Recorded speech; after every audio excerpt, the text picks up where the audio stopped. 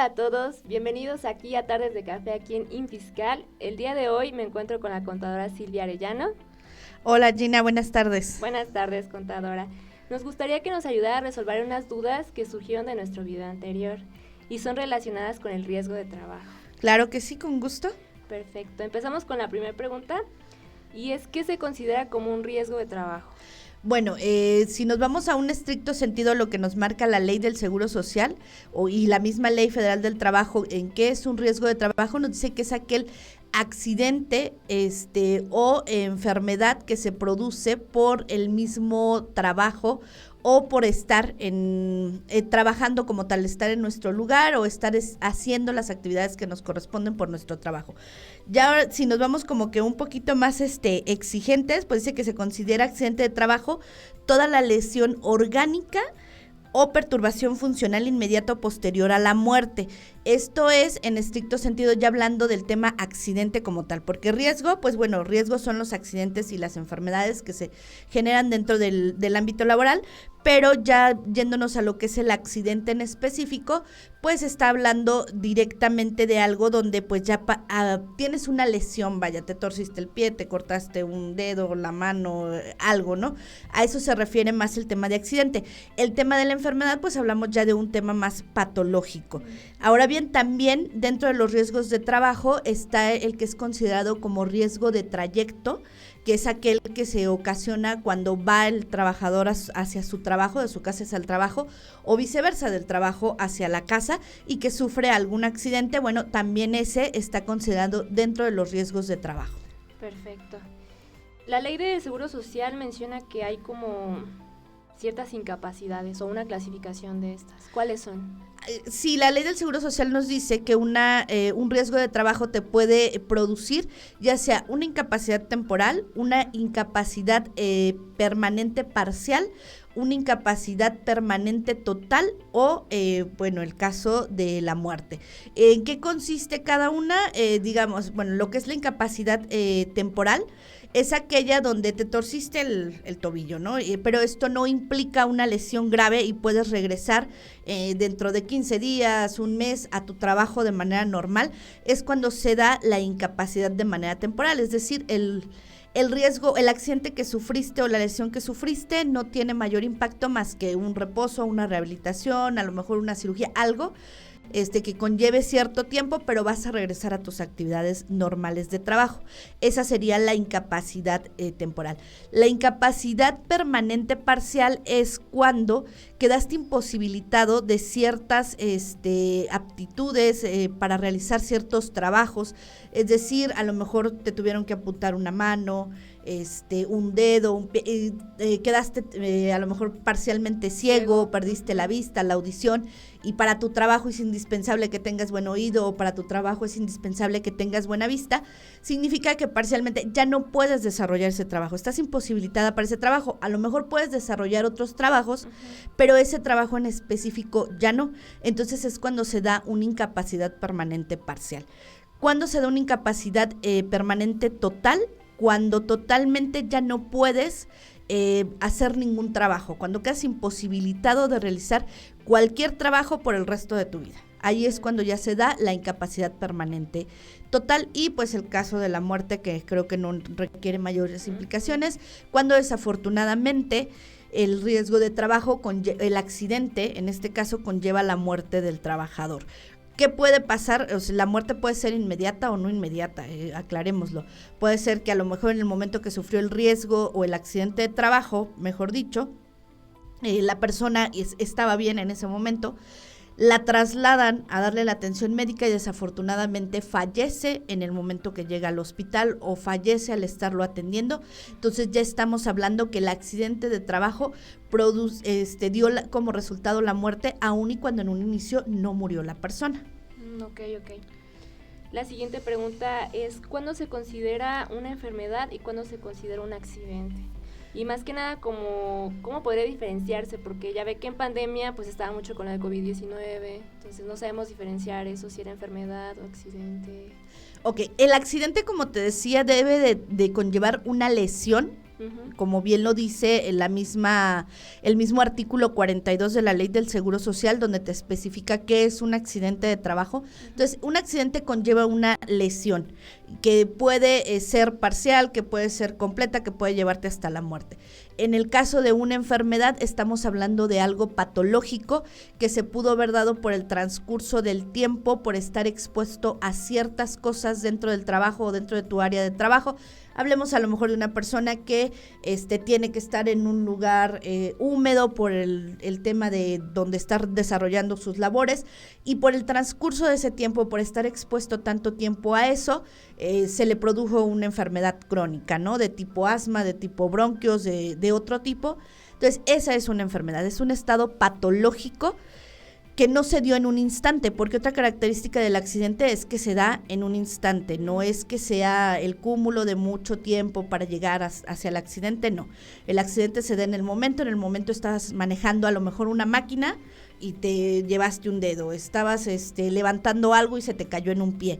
Entonces, eso es instantáneo. La enfermedad no, la enfermedad conlleva cierto tiempo. En el caso del COVID específicamente, para determinar, porque aquí hay otro tema. Existen las enfermedades por trabajo, que son las derivadas porque has estado expuesto en tu lugar de trabajo a ciertas cosas que te ocasionaron esa enfermedad. Hablemos de una persona que está a lo mejor expuesta a ciertos químicos por su trabajo, y que aunque tenga la protección adecuada, después de mucho tiempo de exposición a determinados químicos, se le desarrolla determinada enfermedad.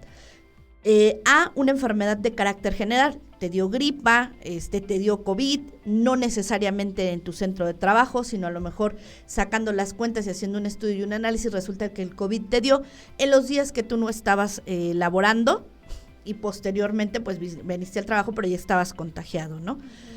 Ahí hay que diferenciar, porque la enfermedad general pues tiene un tratamiento, y la enfermedad por trabajo sería totalmente distinta.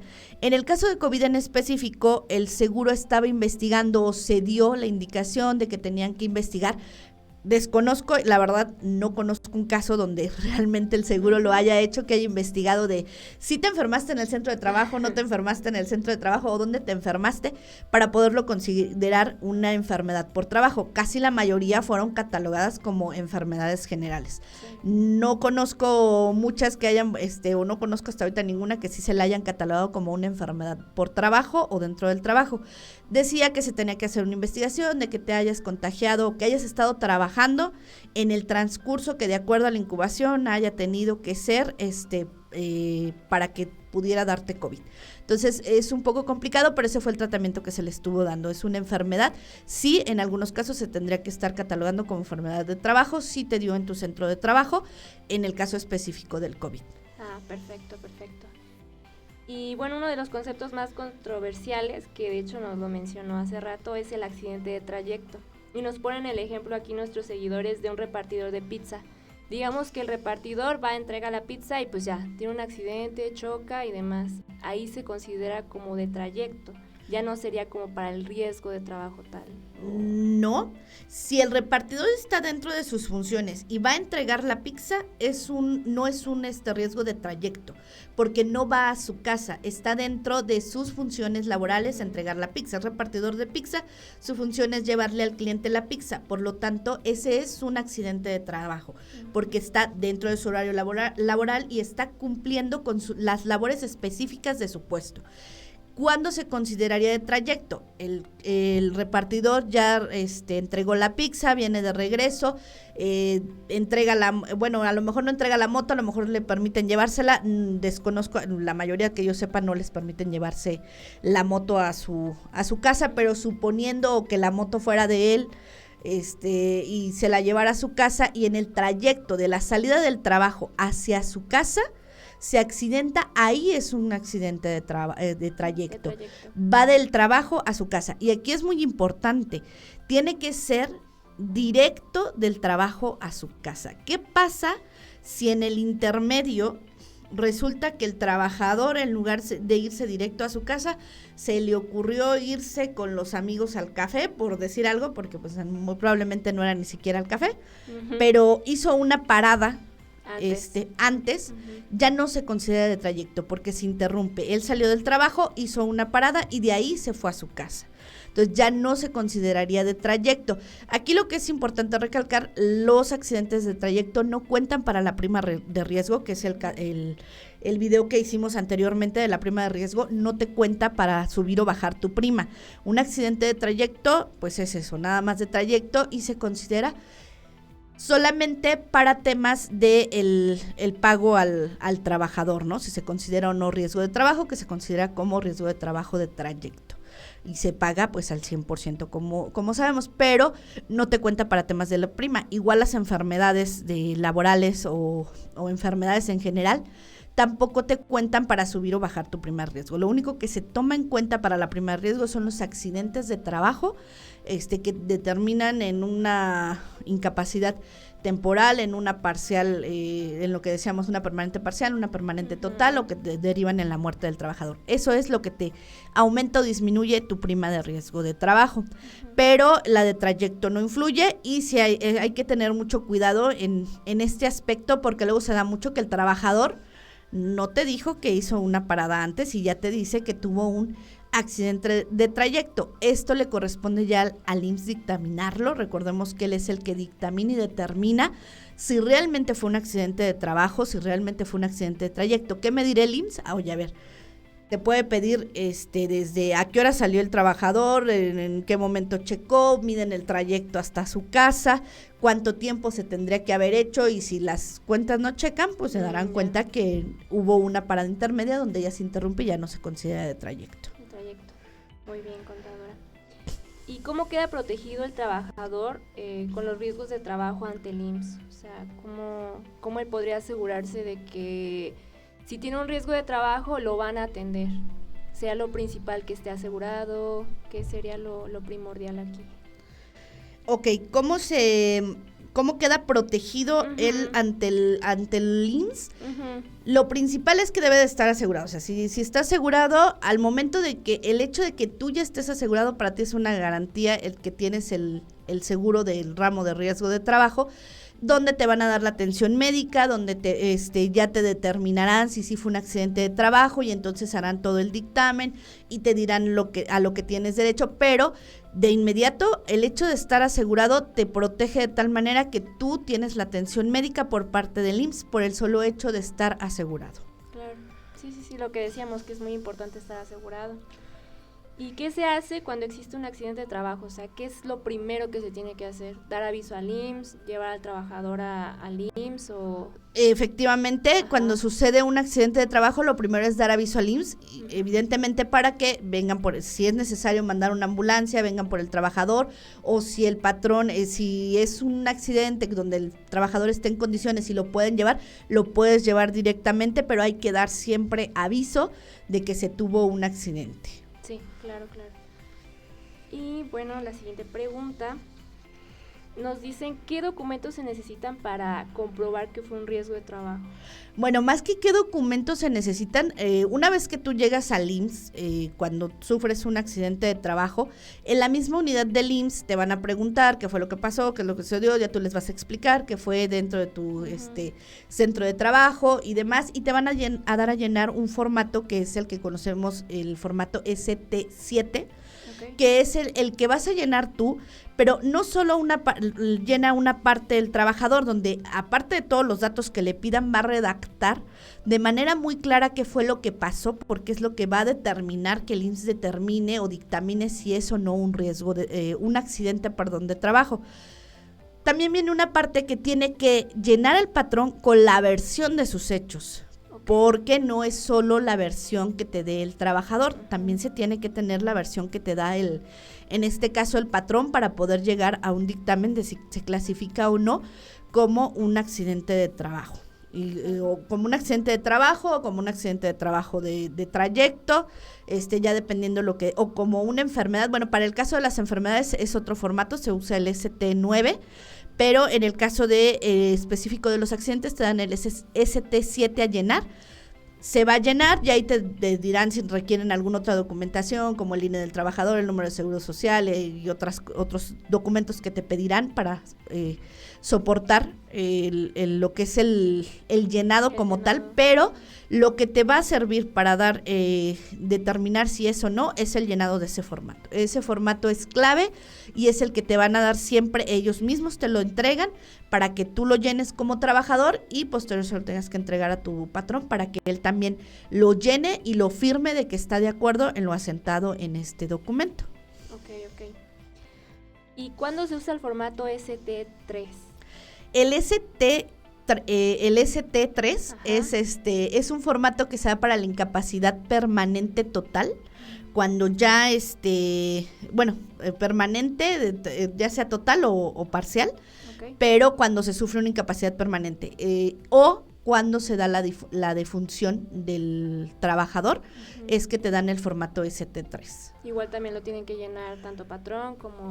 No, ese te lo da la institución. Ese no lo llenas tú, ese documento te lo da el IMSS como tal. Es lo mismo que cuando te dan el famoso ST2, que es el alta del trabajador. Bueno, en este caso, ellos te tendrán que extender ya una vez que valoran, porque tú llenas siempre el ST7 y ellos valoran si fue una incapacidad, ya después de cierto tiempo, siguen su proceso, si esto deriva en que ya se va a tener que dar una incapacidad permanente, pues entonces te van a tener que dar el ST3. Si te dan de alta, te dan el ST2. Si no, te dan el ST3, donde consta que ya tienes la incapacidad permanente, ya sea parcial o total, o en el caso de que llegue a fallecer la persona, pues también en el ST3 se asienta la defunción del trabajador. Ok. ¿Es responsable el patrón cuando el accidente ocurra por descuido o por negligencia del trabajador? Bueno, por descuido o negligencia, pues sí, independientemente de que fue descuidado a lo mejor el trabajador, no interesa tanto. Hay ciertas circunstancias, por ejemplo, si estaba en estado de embriaguez o estaba ebria la persona, pues ahí sí ya no es responsable el patrón y ya determinará el seguro qué responsabilidades va a cubrir como tal el seguro. El patrón no cubre, recordemos que cuando estás asegurado, el patrón no cubre las responsabilidades porque todo es responsabilidad directa del IMSS, porque se le está pagando las cuotas y demás. Entonces te darán lo que te corresponda, pero ya determinando si es responsabilidad del trabajador porque estaba en estado de embriaguez o demás, pues te limita un poco las cosas que te van a dar, ¿no? A lo mejor te limita, por ejemplo, en temas de lo que son las indemnizaciones en dinero, ¿no? Las compensaciones en dinero, pues te van a limitar, a diferencia si estamos hablando de que fue un riesgo de trabajo real, donde la persona estaba dentro de sus 5 sentidos y realmente fue lo que es un accidente de trabajo. Negligencia, pues habría que demostrar la negligencia y entrarían otros, ahora sí que otros temas de investigación donde el patrón a lo mejor quiera decirle al IMSS, oye, pero necesito que revises porque el trabajador fue negligente. Deberíamos de ver si valdría o no la pena, ¿no? Pero en el caso específico de que estuvo en estado de embriaguez o alguna otras situaciones que están muy estipuladas en la ley, pues sí, se quita la responsabilidad tanto el patrón como para el IMSS. El IMSS obviamente le da la atención médica porque pues tiene que dar la atención médica de acuerdo a lo que le corresponde al trabajador. Ok. Y si el accidente ocurre por imprudencia o negligencia, pero de una tercera persona, digamos que está el trabajador haciendo su trabajo, o sea, está en una máquina, pero llega una persona y desconecta o mueve y ya por eso este trabajador tiene un accidente, ¿también es responsabilidad del patrón? Es que independientemente de que sea responsabilidad o no del patrón, más que ver la responsabilidad de quién es, recordemos que está haciendo dentro del centro de trabajo, entonces el IMSS te lo va a determinar como un accidente de trabajo, por negligencia de un tercero, por negligencia de quien sea, pero es un accidente de trabajo que se está dando dentro de las instalaciones como tal y dentro de las labores del trabajador. Entonces, aunque sea negligencia de un tercero, a lo mejor habría que analizar más a profundidad los casos específicos, porque también dependiendo del caso puede variar. Claro. Digamos, a lo mejor si tú me dices es que fue negligencia de un tercero, pero es que ese tercero se puso de acuerdo con el trabajador para ocasionarse un accidente, entonces ahí sí entra a lo mejor el IMSS y sabes qué, te voy a dar la atención médica porque tengo la obligación de darte la atención médica, pero las compensaciones en dinero o ciertas cosas no te las voy a entregar porque no es mi responsabilidad, ya que tú fuiste el negligente, ¿no? O Caso contrario, a lo mejor el patrón se puso de acuerdo con un tercero queriéndole provocar un accidente al trabajador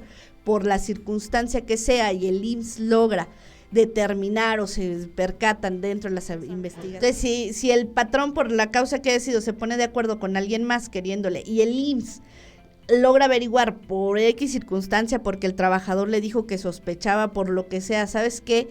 Es que el patrón se puso de acuerdo con un tercero para provocarme un accidente y demás, pues cuidado, porque entonces el patrón, o sea, el IMSS le va a pagar todo al trabajador, todo lo que le corresponda y de acuerdo al como esté clasificado su accidente de trabajo y demás, pero le cobrará al patrón los capitales constitutivos por el hecho de haber ocasionado un accidente dentro del área de trabajo de manera intencional o con dolo, si lo queremos ver así. Entonces ahí hay que tener mucho cuidado en esos temas de cómo se producen los accidentes de trabajo. Sí, como investigar primero cada caso, ¿no? Sí, normalmente es muy raro que el IMSS te vaya a venir a investigar los accidentes. En algunos casos sí, cuando son accidentes graves o demás, pues sí va a ir el IMSS y se hace toda la investigación.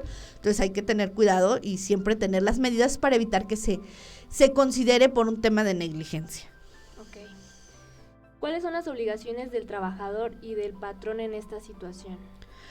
Yo creo que más que obligaciones es el deber hacer, ¿no? ¿Qué tenemos que hacer? Pues dar aviso a las autoridades, el trabajador tiene que hacer el llenado del ST7 y tiene que entregárselo al patrón para que el patrón esté enterado de que pues lo van a revisar para ver si es riesgo de trabajo. El patrón lo firmará y se lo regresará al trabajador para que se hagan lo que sea consiguiente, ¿no? Lo que corresponda.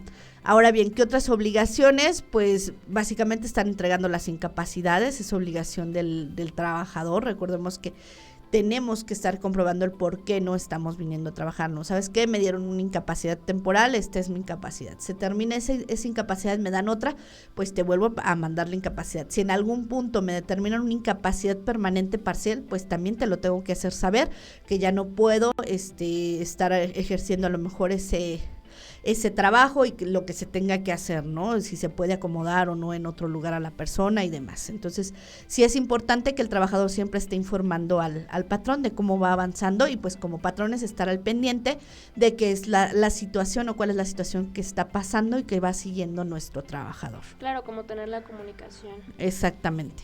¿En qué casos se encuentra exceptuado el patrón de las obligaciones de cubrir un riesgo de trabajo? Lo que decíamos, más que cubrir el patrón, porque acuérdate, si tú estás asegurado, el que cubre es el IMSS, ajá, pero cuando no se considera responsabilidad de, bueno, cuando estaba lo que decíamos en estado de embriaguez, cuando se demuestra que el trabajador se puso de acuerdo con una tercera persona para que se provocara un accidente de manera intencional, o cuando el trabajador se produce a sí mismo, más que por negligencia, porque una cosa es que lo hagas por negligencia y otra cosa es que lo hagas por dolo, por tú mismo. ¿Sabes qué? Quiero irme de incapacidad, pues aquí yo solito me provoco que se me caiga la caja encima en el pie, ¿no? Algo sencillo que yo sé que me van a mandar de incapacidad, pero me voy a ir un rato y ya. No, entonces en esos tres casos en específico es cuando se queda sin responsabilidad del patrón, porque pues está demostrado que no fue un accidente real, sino un accidente provocado por ciertas. También si el trabajador se encuentra bajo el influjo de algún narcótico, salvo que sea por prescripción médica y que haya avisado previamente al patrón que tenía un certificado médico que dice que tiene que estar tomando cierto medicamento que a lo mejor le puede producir ese estado, pues ahí si no, también se queda sin responsabilidad. Pero si no avisó, pues también ya no fue. O cuando en el caso de que más que quererse provocar el accidente, ¿sabes qué? Quiso suicidarse, pues tampoco se considera un accidente como tal. Claro, o sea, como que sea pues más bien provocado. Provocado más que lo que se refiere a un accidente, ¿no? Claro. Algo imprevisto. Ajá. Ok, ya casi para terminar, contadora, si un trabajador sufre un accidente de trabajo o enfermedad profesional que provoque alguna dificultad para utilizar alguna parte de su cuerpo, ¿puede solicitar una prótesis al IMSS? Sí, recordemos que dentro de las prestaciones en especie que te otorga el IMSS por el hecho de estar asegurado y al momento que sufres un accidente de trabajo, Dentro de estas prestaciones está pues lo que es la atención médica, la hospitalización, cirugías, prótesis, cosas de ortopedia, todo lo relacionado a la atención médica, rehabilitación, tiene la obligación de proporcionártelo el IMSS y el trabajador tiene todo el derecho de recibirlo, adicional a las prestaciones de dinero, que es algo que creo que no hemos tocado el tema y que es importante saber que el trabajador sepa que tiene sus prestaciones de dinero al momento que sufre un accidente de trabajo, si es tipificado como riesgo de trabajo y se da una incapacidad temporal, y es muy importante, solo en las incapacidades temporales se te paga al 100% lo que tú percibes normalmente, tu salario con el que estás dado de alta, que esa es otra cosa muy importante, la importancia de por qué debemos de estar dados de alta con el sueldo real, porque al momento que tú sufras una incapacidad, recordemos que esa incapacidad se basa en el salario con el que estás cotizando o con el que te tienen dado de alta. Entonces se paga el 100%, pero en base a tu salario con el que estás cotizando.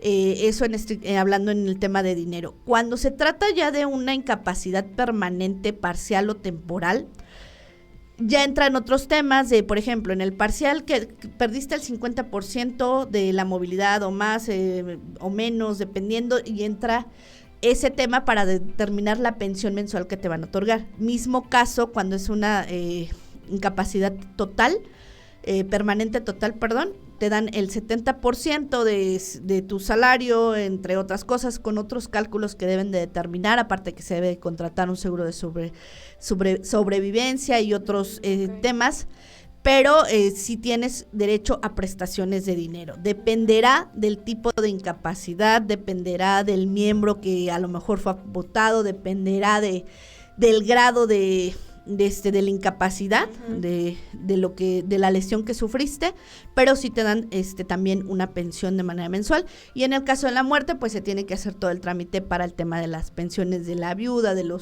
si hay dependientes económicos y demás. Okay. Si un trabajador murió por riesgo de trabajo, ¿se puede demandar al patrón? Yo creo que aquí hay que saber contexto, ¿no? No es nada más, puedo demandar porque si el trabajador no estaba asegurado y sufrió un riesgo y esto le llevó una lesión o la muerte y demás, pues sí vas a demandar al patrón, ¿no? Hay que ver las circunstancias, o sea, depende mucho las circunstancias y el caso para determinar si se puede o no demandar al patrón. Claro. ¿Cómo se demuestra la causa de muerte por riesgo de trabajo? Es una investigación que lleva a cabo el IMSS totalmente. Ellos te van a estar requiriendo la información, hacen el análisis para determinar que fue a causa del accidente que sufrió en ese momento y con el llenado del ST7 y con el llenado del ST3 en el caso del que hablábamos de defunción, donde ya establecerán que fue por el riesgo, por el accidente sufrido dentro del trabajo, pero es una investigación que hace el IMSS. ¿Qué el IMSS? Ok, perfecto. Bueno, pues esta fue nuestra última pregunta. Muchas gracias por estar aquí con nosotros nuevamente, Contador, un gusto. Y también gracias a todos ustedes por acompañarnos más en un video aquí en InFiscal. Nos vemos en el próximo video.